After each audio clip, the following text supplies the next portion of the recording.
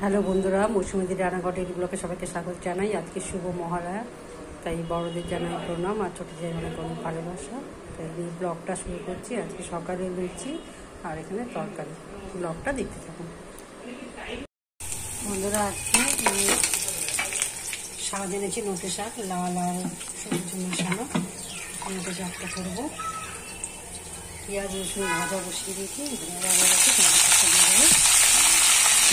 কাঁচা লঙ্কা দেওয়া আছে, নুন হলুদ মিষ্টি দিয়ে এটা চাপাতে দেবো। এখানে বিকালে চিকেন পকোড়া হবে। এখানে ধনে পাতা, কাঁচা লঙ্কা আর এখানে নুন হলুদ দিয়ে এটা মেখে রেখে দেবো, আর পারলে একটু লেবু রস দিয়ে দেবো। আর এই প্রেশারের পরে চিকেন হয়ে যাবে। বন্ধুরা, আজকে রাতের খাবার নেনোয়া ভাত, চিকেন আর এই চিকেন পকোড়া করেছে। ব্লগটা কেমন লাগলো জানাবেন, লাইক সাবস্ক্রাইব করবেন, সুস্থ থাকবেন, সাবধানে থাকবেন।